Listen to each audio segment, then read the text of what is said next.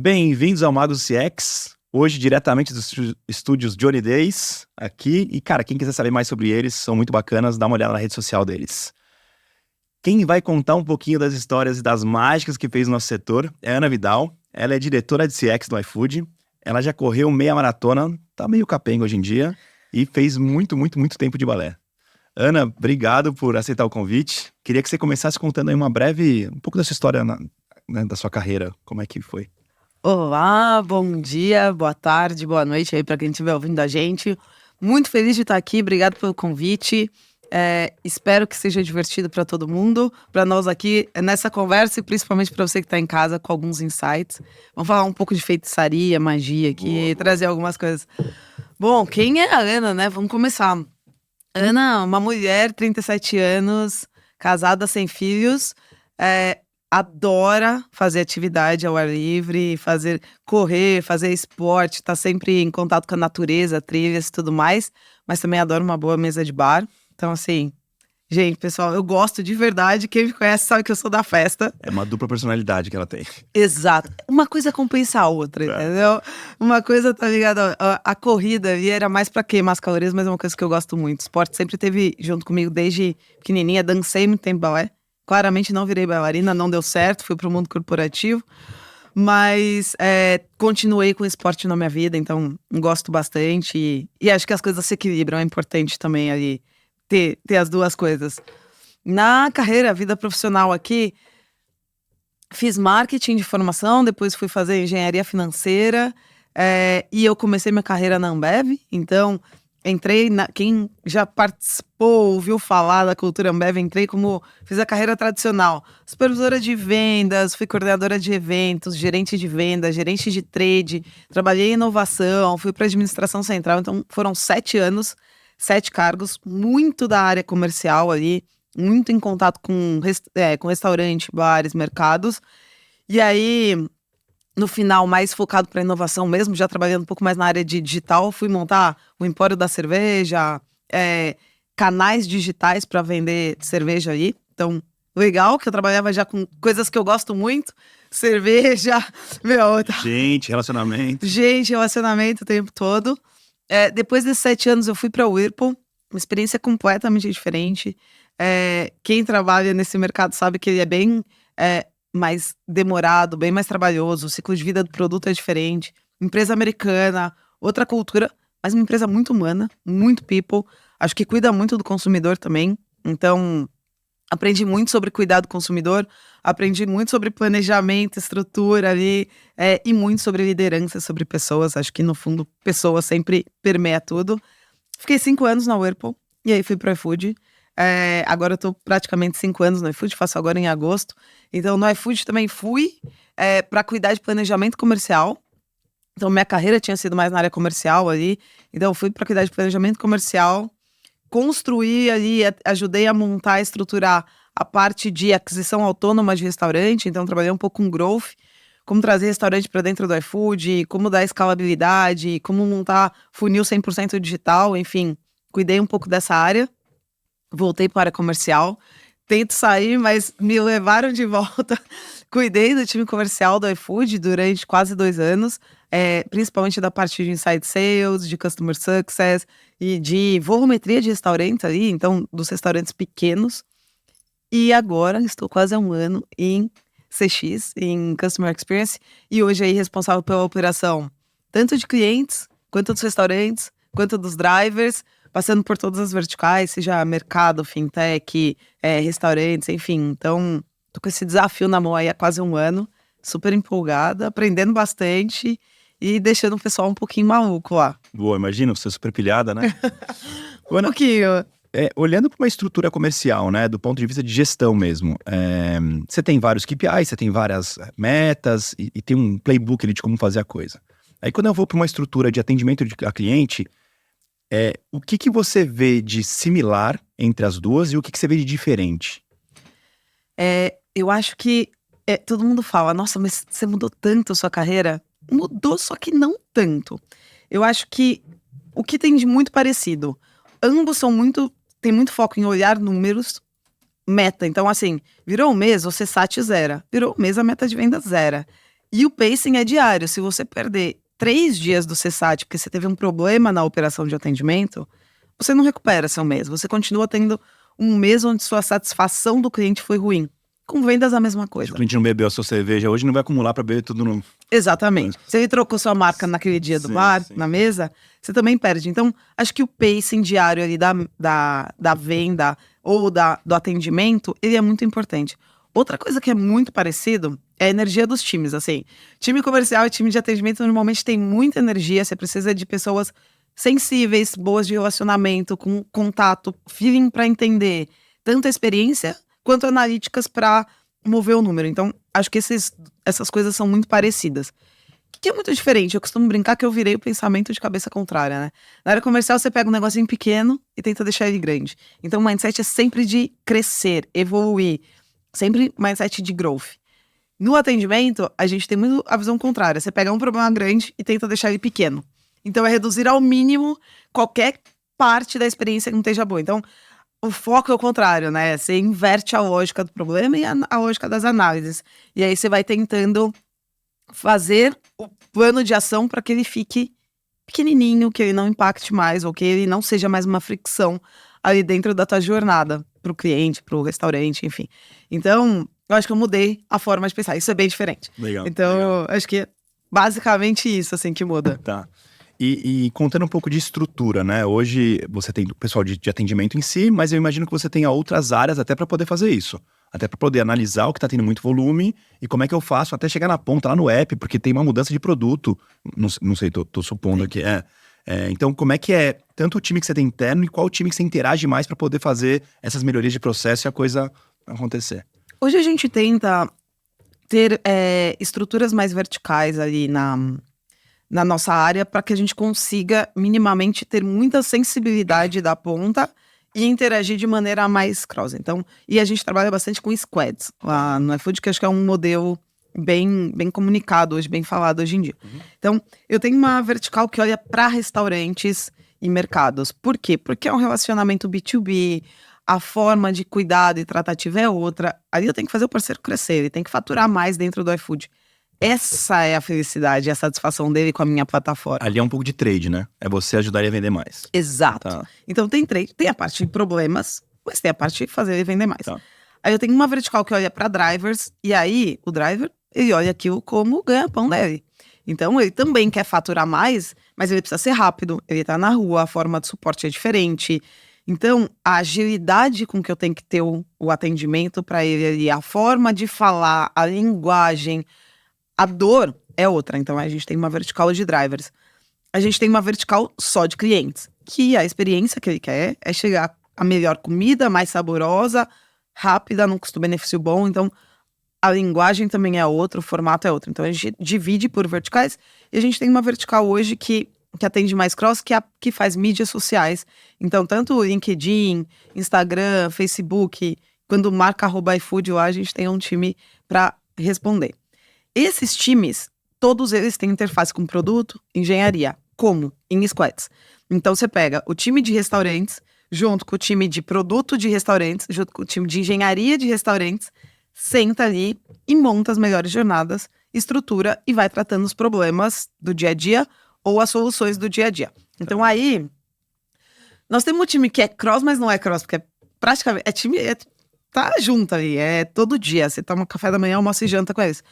Que é nosso time de automação, nosso time de produto, efetivamente. Porque nada se move numa empresa como a iFood, na experiência, se eu não passar por produto e tecnologia.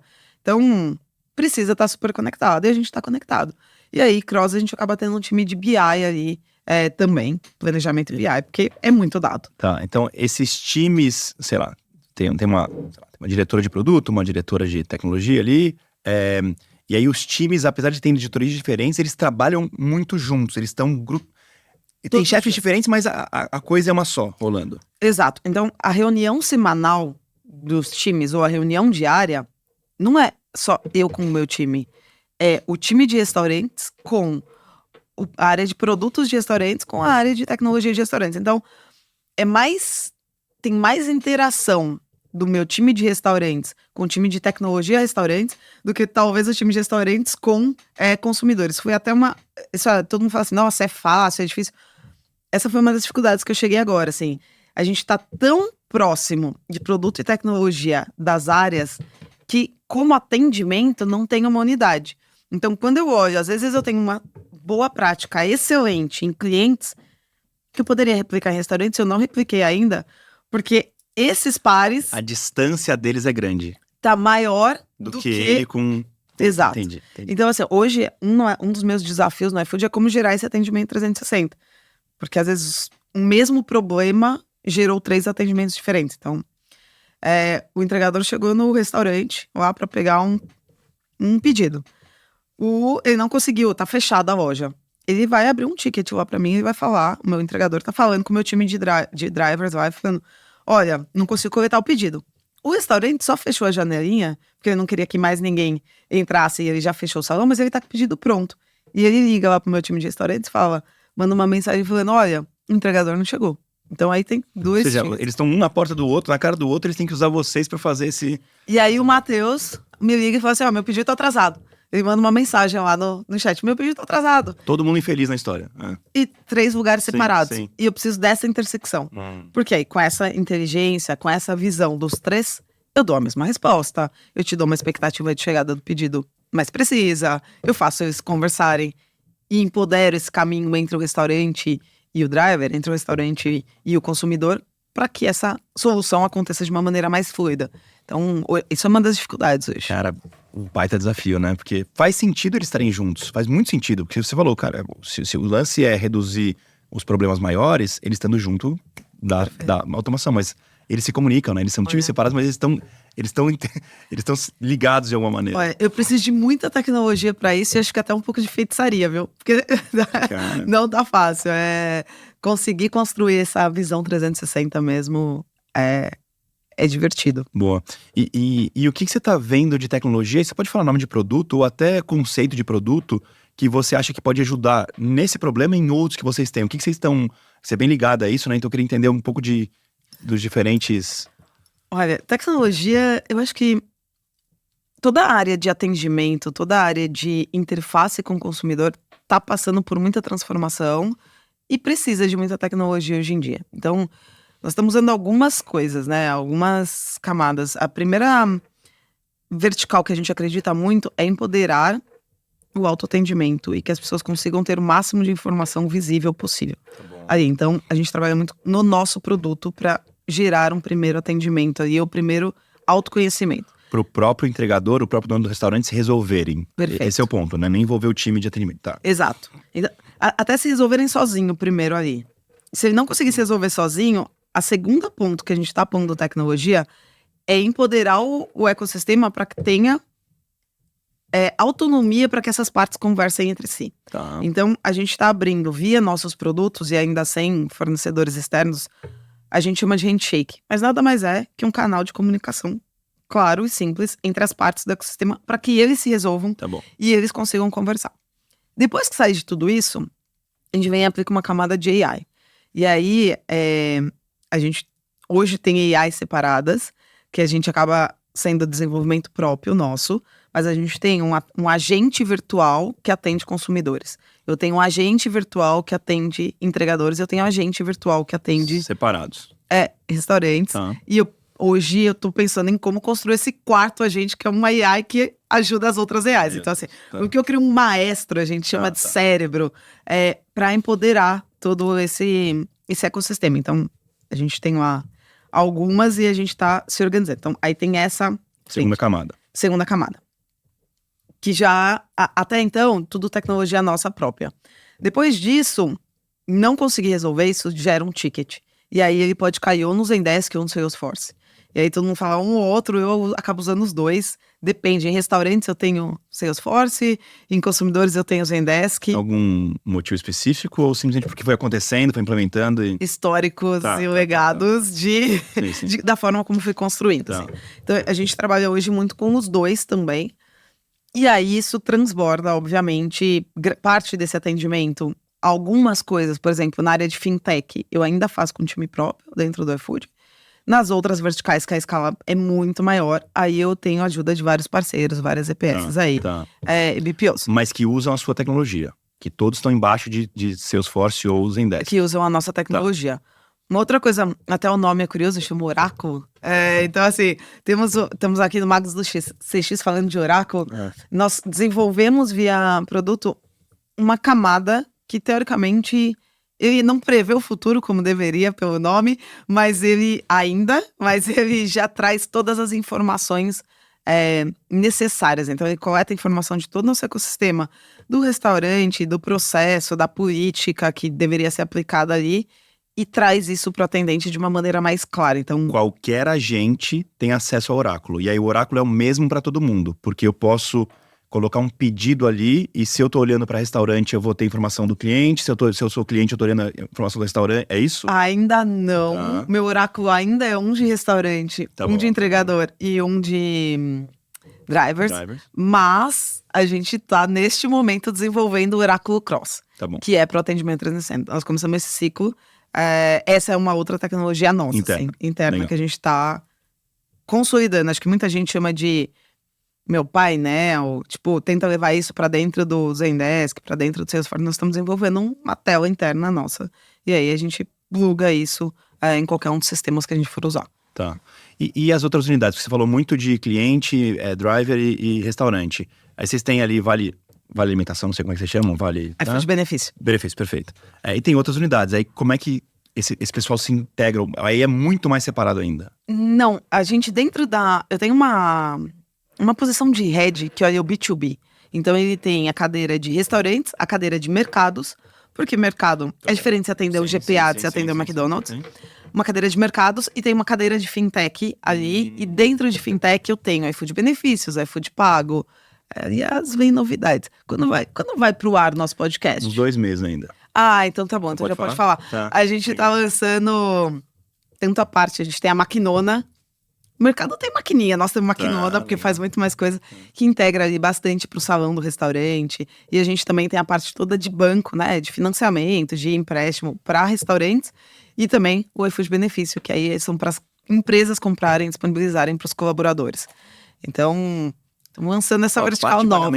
Faz muito sentido. Se você já tem todo o relacionamento com um restaurante ali, vocês têm algum tipo de RP ou algum sistema que faz sentido para vocês, esse lado de entrar um pouco mais no restaurante, porque daí facilita até a integração com vocês. Como é que... Nós temos... a gente foi e voltou. Sempre perguntam cases e falhas. A gente... Boa. A gente tentou fazer muitos. A gente, inclusive, comprou algumas empresas no meio do caminho. Algumas deram mais certo, outras não tanto. Então, compramos a Site Mercado, por exemplo, que era um RP que ajudava na conexão do estoque do mercado com a minha plataforma. Esse é um super problema de dificuldade, ruptura. Quantas vezes eu comprei produto, ou com vocês ou com concorrente, com a Rappi, enfim. Espero que a partir de agora só na iFood. Não, eu uso, mas às vezes comprava e tal, e aí... não tem tal produto. Não tem tal produto. Posso pegar um similar que custa o dobro? Não, pô. Né, Exato.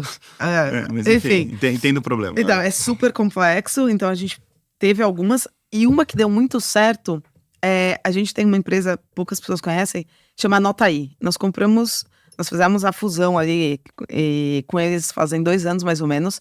É uma empresa de inteligência artificial que ajuda o restaurante exatamente nisso. Montar o botzinho dele. Exato. O WhatsApp. O mensageiro me contou desse aí. Eu já conhecia. Exato.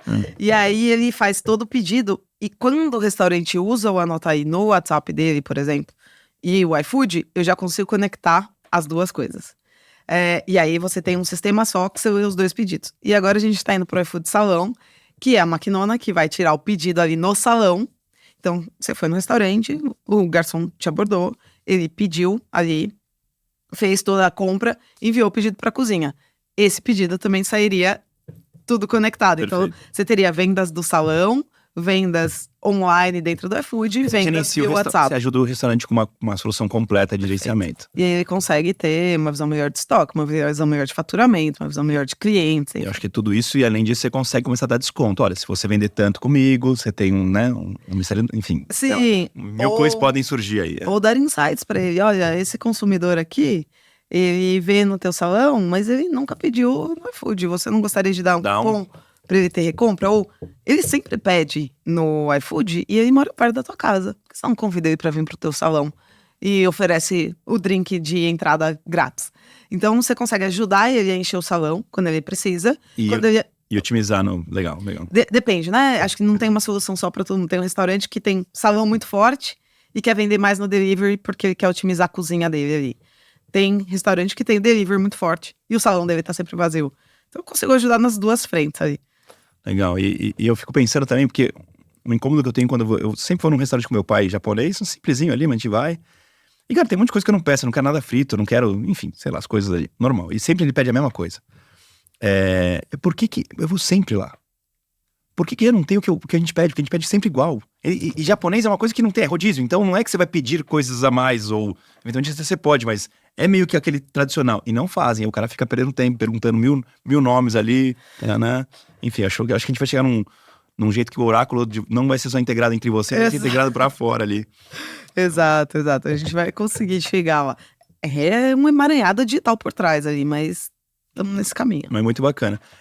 Questão de energia nas empresas que você teve. Assim, energia que eu falo de pilhado. Você é uma pessoa super pilhada, pelo que eu entendo.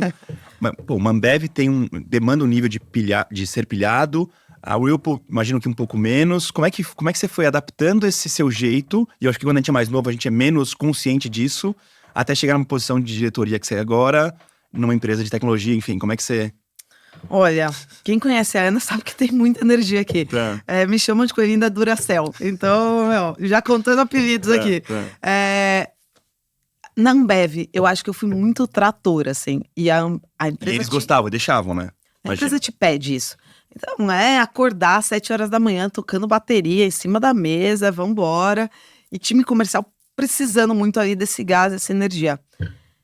Quando eu fui pra Whirlpool, eu recebi o feedback, olha, você tá a 200 por hora, tem gente a 20, você vai bater com a cabeça na parede. Filha, na frente da escola, que é devagarzinho, você tá vindo, não tinha um racha aqui, calma. Se você imprimiu 100, vai ser legal, porque você puxa a empresa e você consegue trazer um pouco do seu... Então, eu tive que aprender. Teve um choque, a galera ficava em choque, Sim, mas assim, daqui um mês, eu não, pra amanhã. Tá. Então teve, acho que... Mas eu aprendi a ser mais executiva, a ouvir mais, a estar mais próximo. A Whirlpool é uma empresa muito relacional e muito humana, assim, muito humana. Eu construí relações lá verdadeiras, assim. Tá. Amigos que ficaram pra vida, assim, de verdade, que frequentam minha casa, dormem em casa, tipo, a gente sai pra viajar juntos. Que eu construí em times ou pares lá dentro. Então, eu aprendi a parte humana por trás, além do só energia por fazer as coisas. Mas eu também aprendi a cuidar mais dessa minha energia. E como canalizar elas nos momentos certos. Então, é muito legal você ter muita energia e você cuidar dela. Você vai usar a hora que você sobe num palco pra fazer um evento pra 1.000 pessoas, você precisa estar com uma energia altíssima. Você vê que o time tá com a energia mais baixa, você muda a energia do time com a tua energia. Entendi. Então, você vai aprendendo a equilibrar. Eu imagino que você deve ter passado um momento na empresa e falar assim, o que eu tô fazendo aqui? Mas quando passou tudo, você fala, pô, faz todo sentido ter passado por lá, porque foi o que eu precisava pra poder dar essa... Exato, e aí você consegue dar o tom, né? E se adaptar. Acho que é muito... Atendimento, você não quer pegar exatamente o perfil do cliente, o sentimento dele e como cuidar dele com times, com stakeholders, com as empresas, a mesma coisa. No iFood hoje eu acordo todo dia, eu vou correr de manhã ou treinar, porque daí minha energia já equilibra, eu já não tô tão acelerada, e aí eu já consigo chegar num nível bom. Legal. E do ponto de vista, assim, de aprendizado, né? Você veio com toda a bagagem de vendas, tem muita coisa parecida que você comentou no começo, mas o que você, tanto do ponto de vista técnico, quanto de um time diferente ser iniciado? Porque o que você falou, time de vendas é ali pilhando, jogando pra cima, meta e tal. Como é que foi esse aprendizado, tanto como gerindo pessoas, quanto como tecnicamente? O que você aprendeu ali, né? Agora, vindo pro iFood, meu mindset mudou muito para escalabilidade e tecnologia. Tá. Então, acho que esse é o aprendizado iFood. Geral, não a área. Geral, não a área. Então, a forma como eu penso hoje em escalabilidade e em construir dentro do produto mudou completamente. Só elabora um pouco melhor isso, assim. Você diz que tudo que você faz, o quanto é escalável, como escalar, tudo é essa a questão. Perfeito. Acho que quando eu vim pra cá, eu comecei a ler muito sobre Singularity, muito sobre organizações exponenciais, muito sobre digitalização das coisas. Então, antes eu desenhava uma proposta, eu pensava em alguma coisa, e eu falava, putz, mas se eu colocar mais 10 pessoas, eu aumento isso aqui 10%. Muito do pensamento linear, né? E quando você vem pro iFood, eles te puxam muito pro sonho grande e pro pensamento exponencial. A gente até no iFood usa muito, tem uma moedinha de 1 centavo no crachá pendurado que fala muito sobre esse pensamento exponencial. Você prefere eu te dar R$1 milhão agora, em cash, te dou, transfiro, ou te dou 1 centavo e agora, e ele vai render de forma exponencial em 30 dias. Tá, sim. E aí, no final de 30, o que você prefere? Quem escolhe 1 centavo vai ter R$21 milhões no final de 30 dias. Então, é muito dessa escalabilidade. Então, como que eu faço isso, e consigo escalar isso rápido, e consigo atingir o maior número de pessoas? Então, você começa a aprender novas skills e olhar muito mais para produto e tech. Ou seja, não é assim, hoje a gente consegue fazer um negocinho que vai ganhar R$10 a mais pro cliente hoje. Tá, vai dar uma rentabilidade maior, mas não é importante. Não, Faz a coisinha melhor ali, ganha a eficiência um pouquinho, que isso, dia a dia, vai... É esse o ponto. Ou você vai mexendo um pouquinho na retenção, e a retenção te faz ter um montante muito maior daqui a 60 dias. Então, acho que esse modelo... Mental mesmo veio com o iFood. Tá. Quando eu fui para atendimento, eu fiquei mais próxima do time de tecnologia. Então, acho que acelera ainda mais, porque agora eu tô dentro da... É engraçado isso no iFood. O time de atendimento e de Customer Experience está dentro da vertical do CTO. Então a gente está muito mais perto de tecnologia do que das unidades de negócio. Eu não estou dentro de food delivery, dentro de groceries. Aproveitando, como é que é a estrutura do CTO? Tem você, então em CX, tem quem mais? Só para as cadeiras, assim. Aí você tem engenharia, aí você tem produto, restaurante, aí você tem produto... Produto também está embaixo de tecnologia. Produto, tá dentro de tecnologia. Produto, engenharia, cybersecurity, data... E toda a parte de inteligência artificial, tal, a gente tá com uma diretoria nova. Então, e atendimento, Customer Experience tá ali. Bom. Então, a parte toda, seja de eficiência 360, seja de engenharia, seja de produto. Então, aproximou muito o discurso e a flexibilidade, né? Então, acho que esse mindset tá ficando muito maior e acho que a capacidade analítica. Então, agora eu preciso descer 10 níveis de perguntas nas análises. Antes, em negócio, o time de data parava na segunda pergunta ou na terceira pergunta. Agora, nesse time, eu tenho que fazer muito... Como eu te falei, eu tenho que achar o menor nível do problema. Eu tenho que trazer para o 0,01%. Não pode ser 1%. Então, você tem que ir na melhoria ou na análise numa profundidade muito maior. Então, às vezes eu falo assim, nossa, mas... Como chegar nesse menor nível de análise? Como conseguir ver o deep dive tão grande? Então, assim, com certeza o aprendizado nessa área é conseguir fazer deep dive de dados mesmo, numa granularidade muito maior. Tentando trazer um exemplo real, assim, o problema tá no app. Não serve tá no app. Tem que ser assim, tá no app, tá no item tal, que você entra ali, quando você clica do botão direito aqui, aí ele faz isso e o problema tá nessa vírgula aqui. É isso que você tem que descobrir, é isso? Exatamente, você tem que ir na última linha da funcionalidade, assim. Então, pedido tá errado. Mas por que pedido tá errado? Porque o item tá faltante. Mas por que o item tá faltante? Porque em qual cliente o item tá faltante? No McDonald's, falei um nome aqui. Mas por que no McDonald's? Não, porque no McDonald's sempre acontece de, a batata não ir. Como que eu mexo lá no restaurante pra garantir que a batata vai estar dentro do pacote? Ou seja, vocês vão na causa raiz sempre...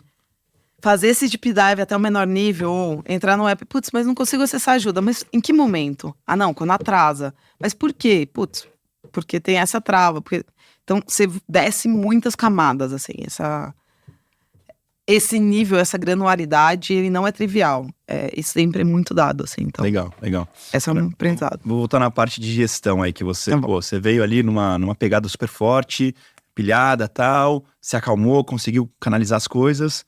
Como é que foi o momento que você saiu de uma vaga um pouco mais de analista para gerência?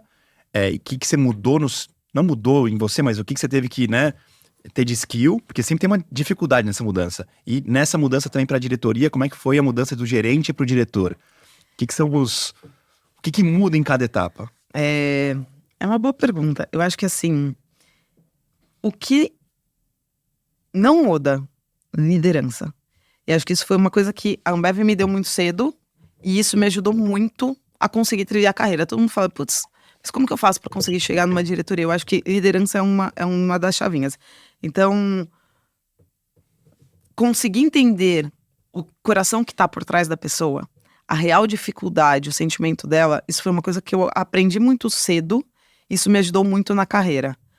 O que muda do analista para o gerente, do gerente para o diretor? A quantidade de camadas e a dificuldade para você conseguir liderar pessoas. Então, quando você é gerente, você acaba indo até o analista muito fácil. Você dá um feedback, a operação move. Agora, quando você vira diretor, hoje na minha estrutura, eu sou diretora, eu tenho heads, os heads têm gerentes, que têm coordenadores, que têm analistas. Então, como eu não vou chegar no analista, mas eu preciso conectar o propósito da empresa ao propósito do analista. Uhum. Eu não vou necessariamente falar, e aí todo mundo pergunta, como você inspira até o analista? Como você conecta o propósito até o analista? Como você dá contexto até o analista? Você precisa passar para o head, que o head precisa passar para o gerente, e aí começa a virar telefone sem fio. E os feedbacks também. Como você ensina alguém a dar feedback? Como você ensina alguém que liderança é importante?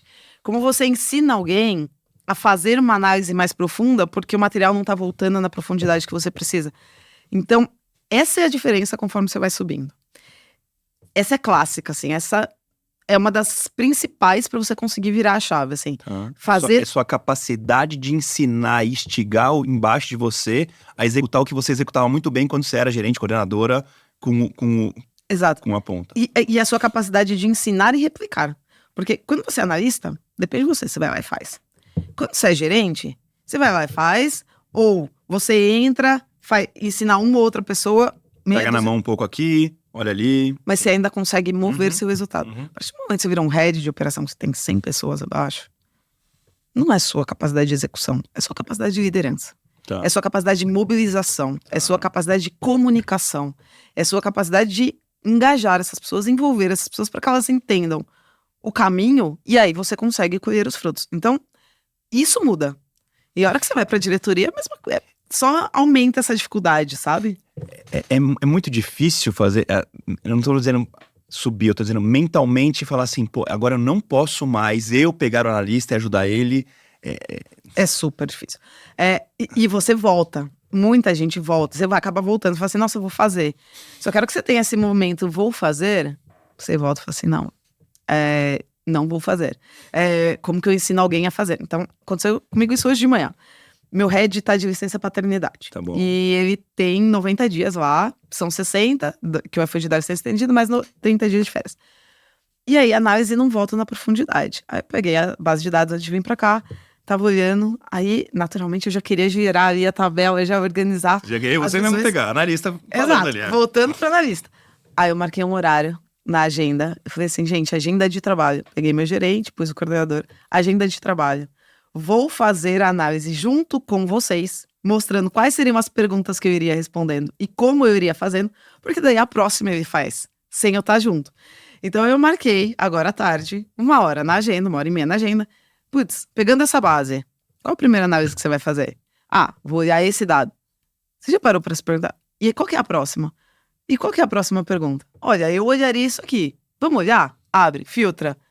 Putz, olhando para esse dado, qual é a próxima pergunta? E aí eu vou ensinando o modelo mental para que ele reproduza.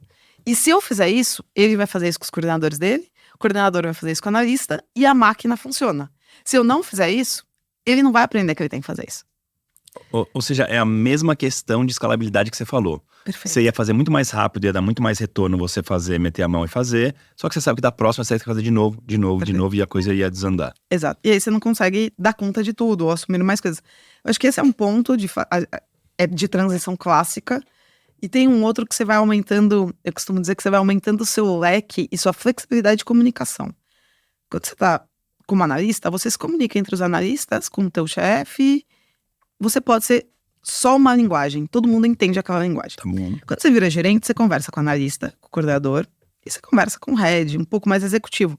Você aprende a fazer relacionamento em outro nível da organização e você aprende a trazer uma linguagem mais executiva, porque se for falar com o head ou com o diretor, ele tem 5 minutos para ouvir teu problema. Então, você resume mais, você condensa mais a principal, o que é importante, você questiona mais o time, então você se adapta. Quando você vira diretor, você tem um analista, que às vezes você tá falando com ele, você tá engajando ele, você tá levando ali, o propósito para ele, você tá na linguagem dele. Você tem o coordenador, que tem mais dúvidas de liderança, você tem o head, que já tem menos dúvidas, que já traz para você muito mais estruturado. Você tem o CEO, você tem o mercado, você tem outras empresas, você tem o diretor de outra empresa que vai estar conversando contigo ali no almoço, que é onde você vai ter insight de como você pode fazer coisas diferentes.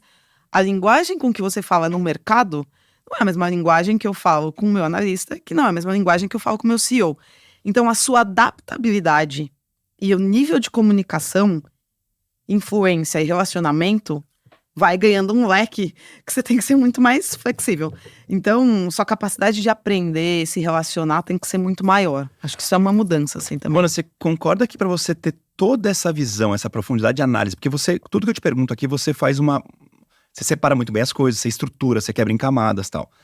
Uma pessoa que não tem autoconhecimento não consegue fazer isso. E aí, quando não consegue fazer isso, ela não consegue o que você acabou de falar. Não consegue executar de um jeito aqui, de outro ali, tira o pé aqui, coloca ali, aqui o esforço é diferente. Então, assim, eu tô vendo também autoconhecimento. E como é que você fez para ganhar, se conhecer tão bem?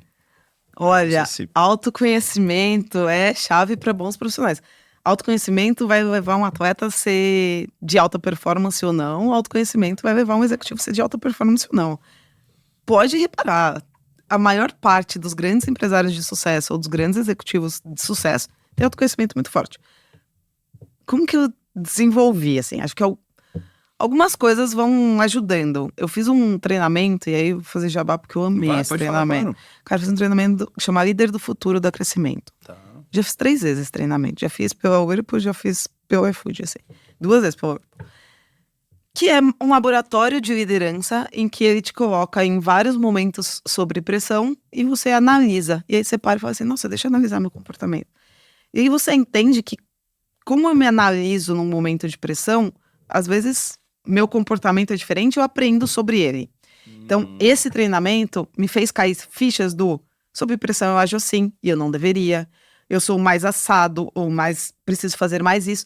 E aí você começa a se perceber. Então, esse foi um treinamento que me ajudou muito.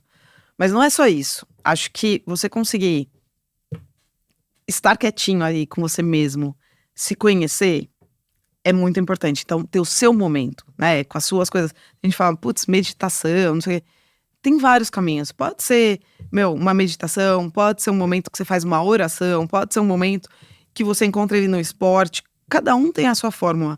Mas você entender o que funciona no teu corpo, o que funciona nos teus sentimentos, o que te dá alta performance no dia de trabalho, é se observando, assim, não. Aí no fim do dia é você agir, você ter a coragem de parar depois e olhar pra você, porque eu acho que o primeiro ponto é esse. A gente faz coisas que eu falo assim, tá, eu me envergonhei, mas eu nem quero olhar muito porque né? Eu não entro em contato com aquilo que eu fiz. E aí você vai repetindo esse movimento. Eu acho que então, o que você tá dizendo aqui tem vários mecanismos mas no final do dia age em uma situação, pare, e mesmo que você tenha vergonha, olhe pra ela, se critique e fale, pô, não foi legal, vou tentar mudar, porque isso aqui não faz sentido, porque eu quero chegar. É muito, hoje em dia as pessoas fazem muito essa reflexão na terapia, mas ela não deveria ser só no momento da terapia, ela deveria ser o tempo todo. Você fazer ali pra virar uma prática e fazer no resto do tempo. Exato, começa a ficar meio igual escovar os dentes, assim. Estou com raiva. Por que eu estou com raiva? O que me despertou esse gatilho? Por que essa reunião me deixou com muita raiva? Ou por que essa reunião me deixou tão bem? E eu fui no fogo. Cara, porque eu gosto muito de fazer isso. E você começa a se entender. Então, a Ana sabe que muitas reuniões seguidas de trabalho na frente do computador drenam minha energia e me deixam menos produtiva. E eu não rendo. E na quinta você tá meio bobo e não vai estar dando o seu melhor ali. Não... O que eu faço? Eu intercalo. Eu sei que se eu parar 5 minutos, tomar um café, eu adoro café, sentir o cheiro do café e tal, me centra mais, tranquiliza minha mente, me deixa menos ansiosa e eu faço uma reunião melhor. Tá. Então, você vai aprendendo. Só que essa pergunta por que meu marido me irritou? Putz, por causa disso? Será que eu não deveria conversar sobre isso? Ou por que não gosto dessa pessoa? O que tem nessa pessoa que talvez é reflexo meu que faz eu não gostar? O que tem nessa pessoa que... Ou por que me atrai tanto essa pessoa? Por que eu gosto tanto? Porque eu acho ela tão boa. Como que eu replico isso? Como que eu... Então... na maioria das vezes a gente odeia algumas coisas que a gente faz. O dia que eu vi isso, eu falei, não é possível, cara. É assustador. Mas, de novo, tem que ter coragem de olhar pra trás. Tem que ter muita coragem, tem todo. Legal. Agora, sim, você veio de empresas que se cresceram muito, mas num tempo muito longo, 50, 30 anos aí que, né, as empresas vêm dominando o mercado. E que quando você chegou nelas, talvez estivesse num momento não de tanto crescimento. Perfeito. A Ambev, tem dificuldade hoje porque ela domina o mercado, é super difícil crescer. A Whirlpool, mesma coisa. Quando você entra numa empresa onde ela cresceu muito rápido em pouco tempo e continua crescendo muito, eu imagino que tenha muita diferença de estrutura, assim, o que você conseguiu aprender com ela para continuar crescendo, mas o que também você falou assim, não, isso que tem aqui de trás era bacana agora que vocês têm um tamanho assim que vocês não colocaram ainda, mas deveria colocar. Você encontrou muito assim, muita coisa? Nossa, é um choque de realidade, sim. Meus primeiros 30 dias de iFood, eu falo assim, gente, o que eu fiz da minha carreira? Eu estou no lugar errado. Assim, não deveria ter vindo para cá, eu não vou conseguir me adaptar. É muita loucura essa empresa. Tô aqui 5 anos, então assim, amei. Então super feliz. Tá. Mas acho que empresas que crescem muito rápido, coisas que eu aprendi e que eu parei de sofrer, por exemplo. Vai mudar tudo o tempo todo. E a mudança é constante. Então, não encare a mudança como uma coisa pesada. Encare a mudança como uma coisa positiva. Então, eu me adaptei e eu pus isso na minha cabeça para eu parar de sofrer. Então, estrutura organizacional. Quem reporta para quem? Aonde fica a área? Gente, isso no iFood a cada 6 meses muda. Tá. Por quê? Porque a cada 6 meses a empresa já é outro tamanho. Já mudou, já não faz mais sentido aquilo que tinha. E aí você para de sofrer. No começo você fala assim, nossa, mas tiraram essa atividade do meu escopo. Será que eu não estou indo bem? Você ficava com ciúme, aquela coisa de segura, nossa, não... Que empresas como a Whirlpool, nossa, se mudasse, geravam 30 conversas de café, desconforto e ansiedade. Tá. Gente, agora é só tipo assim, no começo eu tinha, nossa, mas tiraram, nossa, mas me deram. Mas... É menos sobre a minha performance, é mais sobre olhar a empresa. Você vive bem com isso, você não sofre. Você aprende, você propõe isso. Então, em alguns momentos, você trabalha para que sua cadeira não exista amanhã. Então, tá tudo bem. Então, você aprende a viver com a mudança. Com a mudança, tá. Exato. Isso é ótimo, que você também se transforma muito como profissional. Só que às vezes a loucura é grande demais, e aí você fala assim, aqui a gente já deveria por um processo. Tá, aqui a gente deveria organizar. Então, algumas coisas a gente foi passando por isso. Então, hoje, por exemplo, eu preciso... Sempre eu vou ter bug e erro no sistema e aquele caso horroroso que caiu nas redes sociais que não deveria ter acontecido. Putz, como que eu acho isso? Isso é 1% de 1% de 1%. E sempre que cai eu fico muito brava. Né? Eu falo, puta, não vi isso, não sei o quê.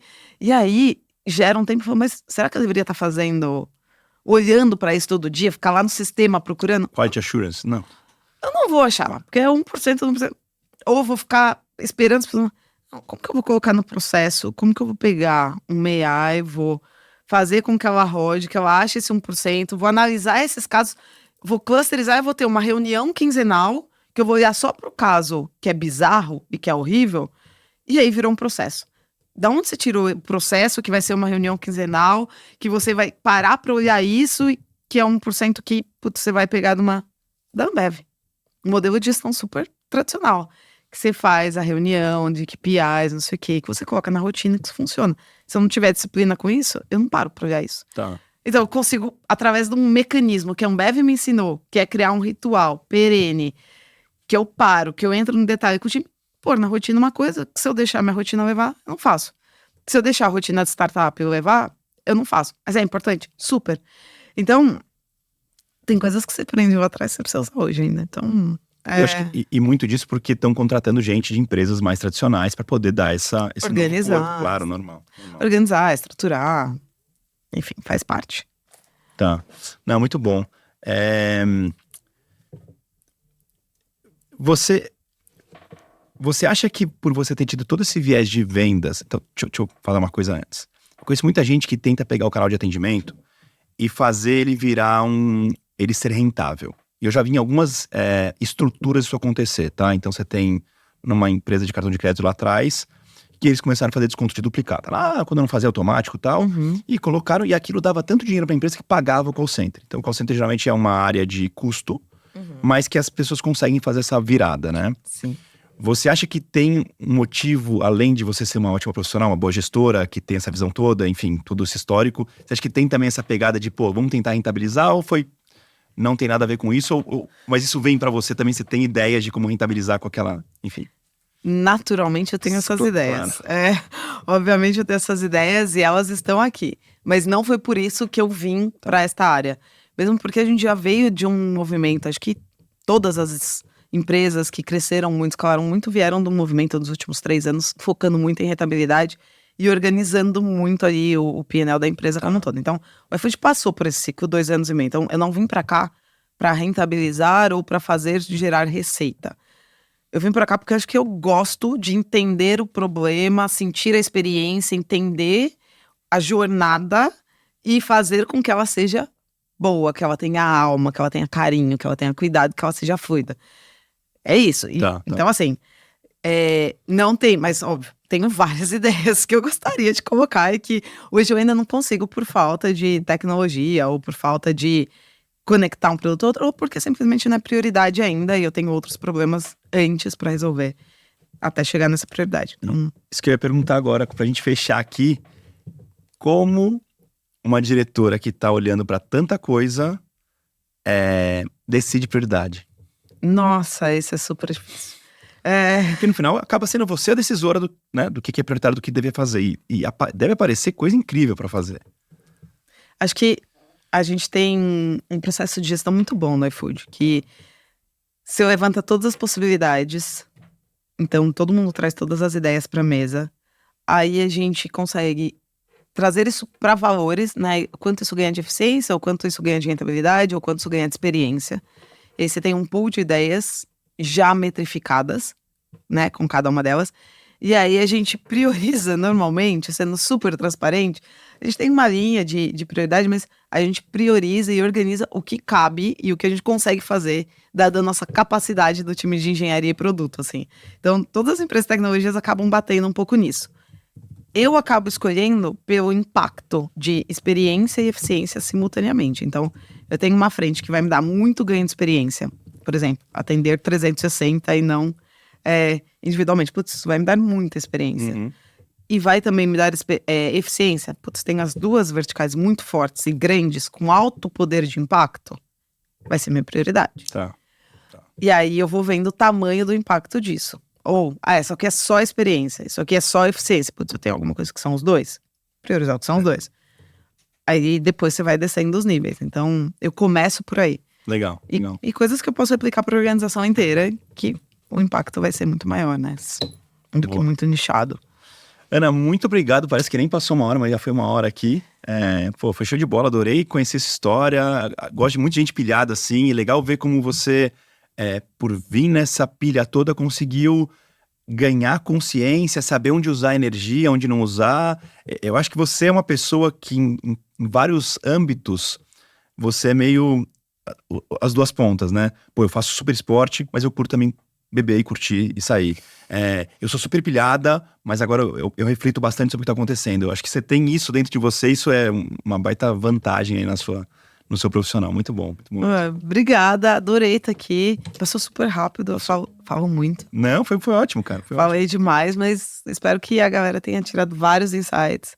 Reflitam, pessoal, autoconhecimento ajuda muito e você canaliza energia e aí as coisas dão certo, assim. Muito bom, obrigado. Imagina, obrigada a você. Fechou!